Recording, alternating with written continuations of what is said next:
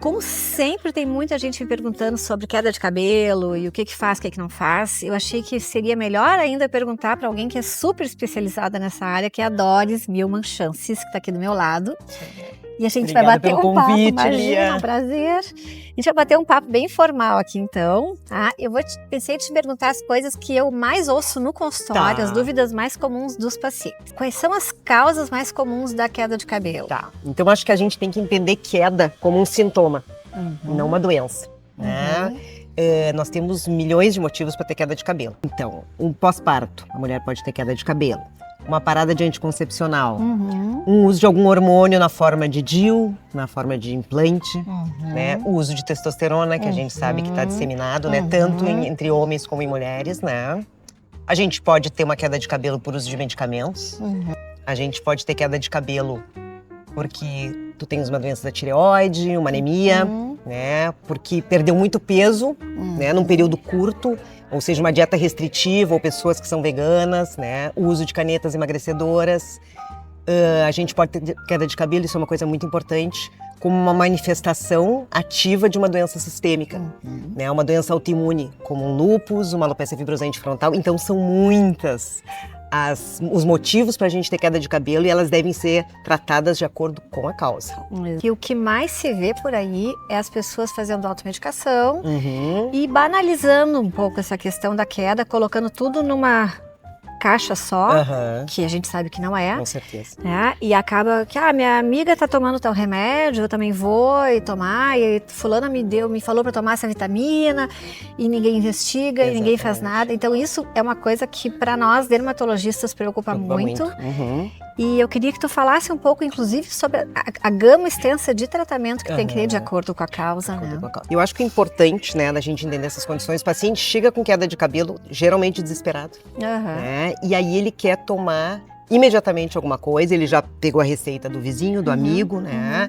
E ele geralmente quer tomar vitaminas. Mas a gente tem que entender que a vitamina tem a sua indicação, né? Não se resolve tudo com vitaminas. Elas podem sim, elas são bem-vindas em casos específicos, mas a gente tem que entender a complexidade da situação. E o papel do médico é esse, né? A tricologia, ela estuda, ela diagnostica, ela investiga e ela trata, né? Então a gente tem que entender que cabelo, as doenças do cabelo, elas são doenças como são as doenças da tireoide, são as doenças cardiológicas, as doenças da pele.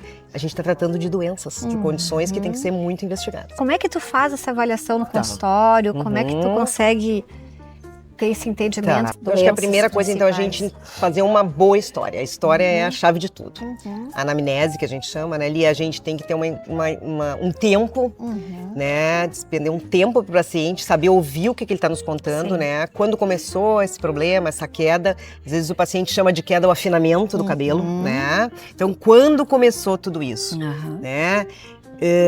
Teve algum fator desencadeante, ele tem história familiar, ele usa medicamentos, ele teve alguma doença, ele emagreceu, então a gente tem tanta coisa para investigar, ele tem sintomas associados, isso é muito importante, né? E isso nos dá muita pista do que pode ser. Né? Aí a gente vai para a parte do exame, né? Então a gente examina todo o couro cabeludo, a gente tem que entender como dermatologista que a gente vai olhar o couro cabeludo como um todo, né? O couro cabeludo também pode ter pintas, né? Pode ter névoas, a gente pode ter um melanoma, então a gente tem que examinar todo o couro cabeludo. A gente tem que entender que a gente está examinando não só a queda dele, mas o couro cabeludo, até porque a gente vai, se for fazer um procedimento, a gente tem que ter certeza onde está mexendo.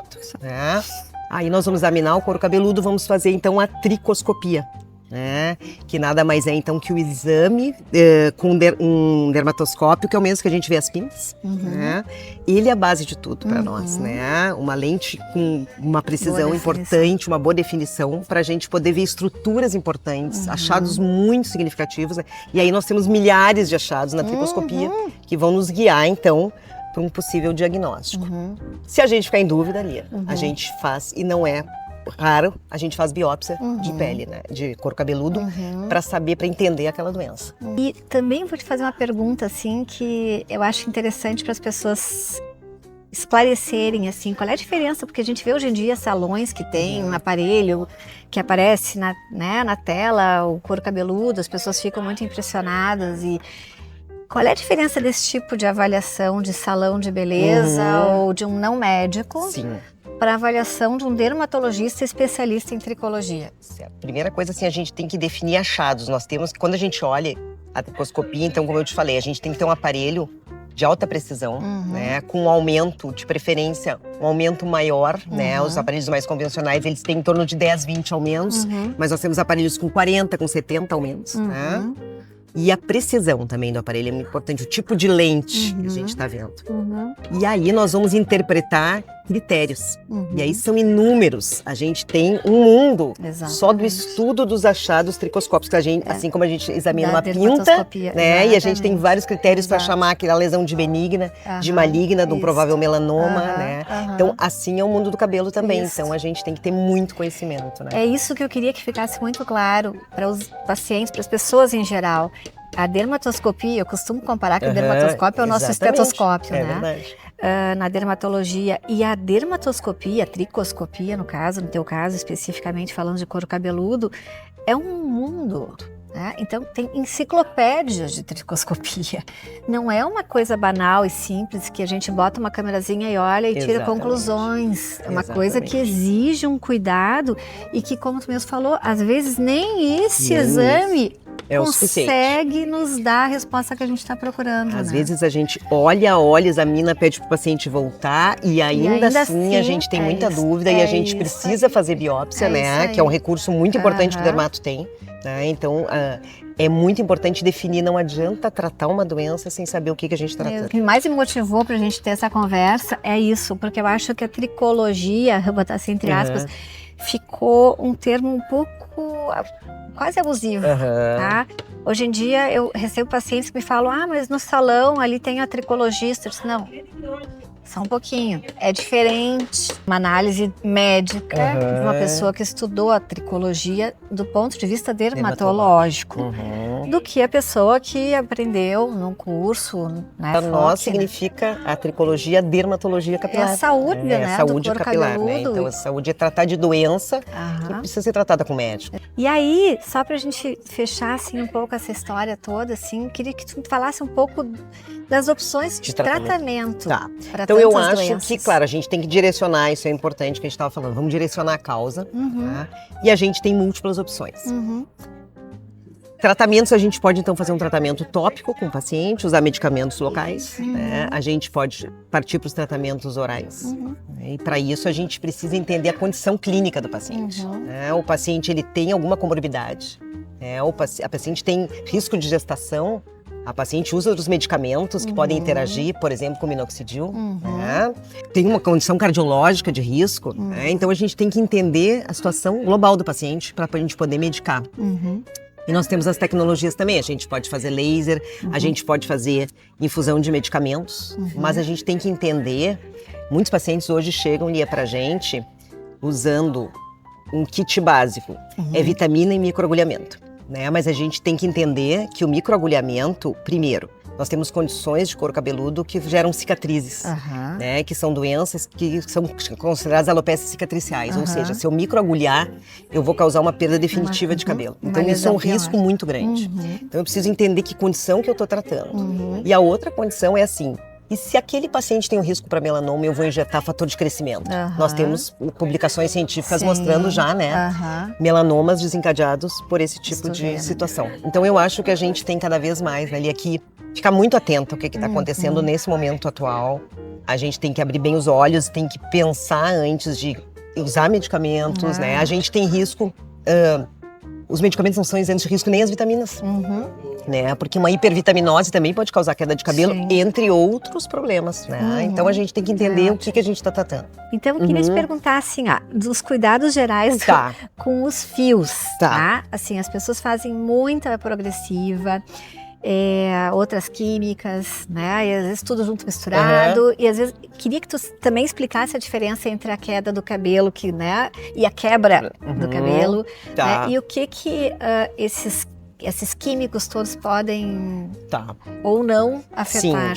Então a gente tem que entender assim que tem métodos mais agressivos, né, para o cabelo, como uma progressiva. Primeiro porque ela usa produtos mais agressivos que modificam a estrutura do cabelo, né? Então pessoas que já têm uma condição capilar, né, com um cabelo mais fragilizado, mais fino, então podem ter uma complicação maior da sua condição, assim como a gente hoje sabe, né, que as escovas progressivas, elas têm absorção sistêmica, e nós já temos relatos, né, de câncer, né, de vias aéreas e riscos para os próprios profissionais né, dos salões que se expõem.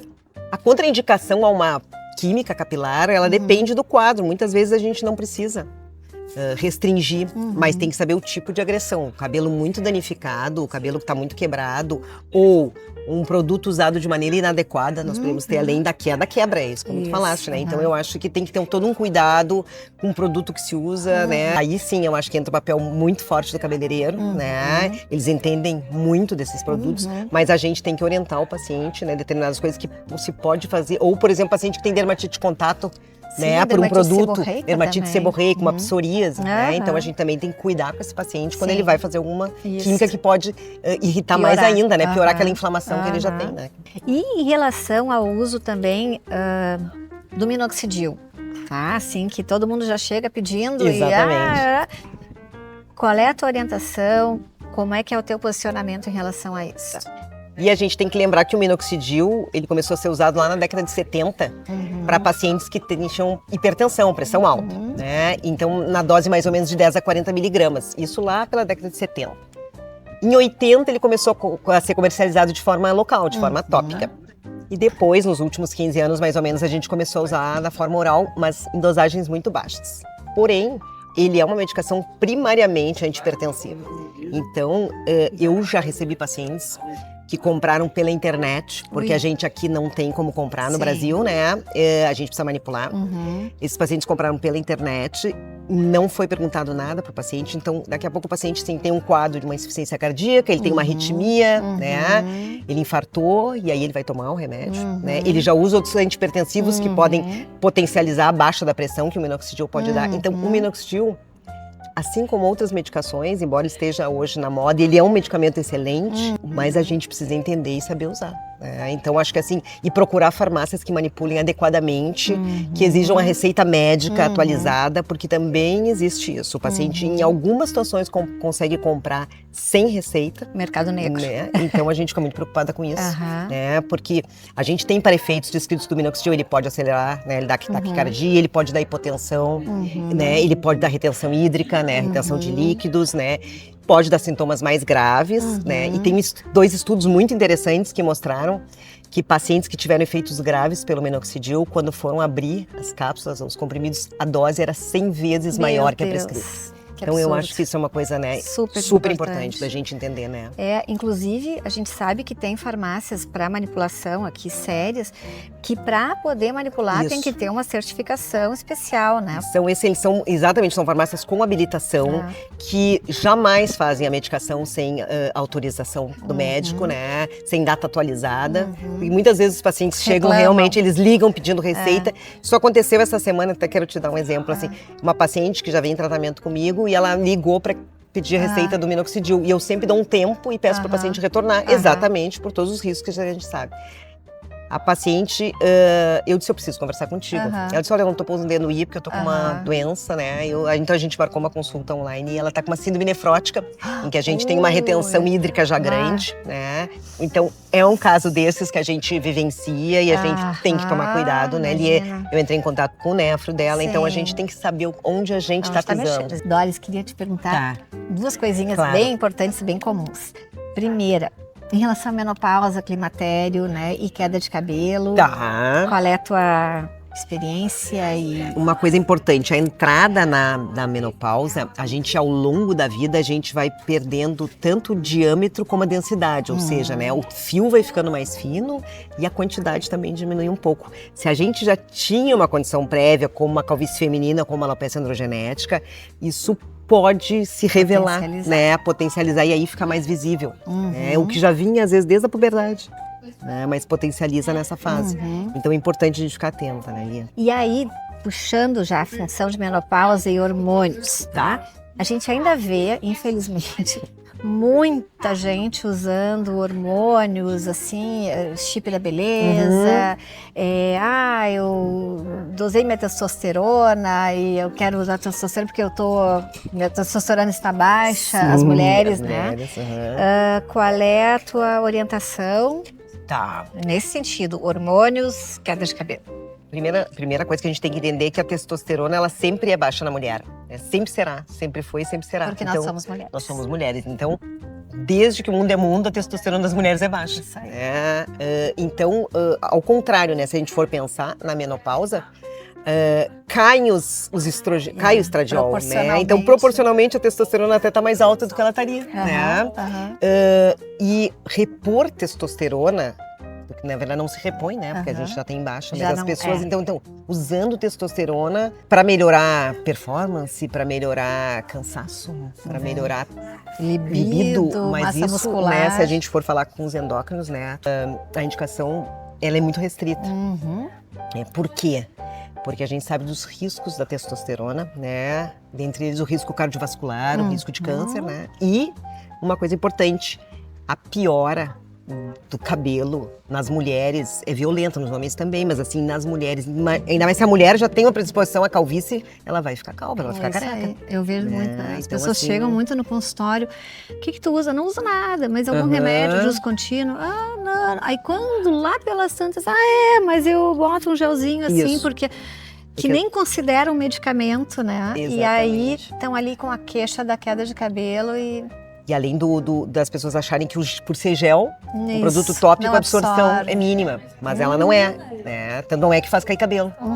Isso aí. E outra coisa que eu te dizer, também tem outros produtos naturais, como a maca peruana e outros que também aumentam a testosterona. Muito bom falar, porque... E o pessoal acha que é natural e não dá nada no dia. Eu sempre digo isso, tem coisas naturais que têm esse apelo, né? Eu digo, veneno de cobra também é natural, exatamente. Né? Então, assim, muito cuidado, muita calma nessa hora, exatamente, né? Então, acho que não adianta tirar a testosterona em gel, colocar a maca, colocar outro produto. Que dá no mesmo. Dá no mesmo. É isso aí. Obrigada pelo convite, né, minha amiga maravilhosa. Essa entrevista, eu espero que todo mundo tenha curtido tanto quanto eu, assim, porque é isso, é a gente começar a prestar atenção da onde se informa, né? A fonte de informação. A internet trouxe isso. Eu achei que quando a gente começou a ter informação pela internet, que tudo ia ficar melhor. Poxa vida, disseminar informação, que beleza, mas dissemina mais a desinformação do que a informação. E eu acho que tem outra coisa importante, assim, a gente não relativizar as doenças do couro cabeludo, porque muitas vezes elas refletem doenças que doenças sistêmicas, como a gente falou, né? E às vezes uma medicação pode atrapalhar. Às vezes o paciente fica usando inadequadamente uma vitamina, um minoxidil por tempo, né? E não procura um especialista para tratar a condição que está ali causando, né, um dano capilar permanente, né? Uma doença até uma escondida. Questão psicossomática, Exatamente. Né? A gente ficar tratando só a ponta do iceberg, não dá, né? Nem na pele, nem no cabelo. Então era isso. Eu acho que Obrigada. adorei. Obrigada,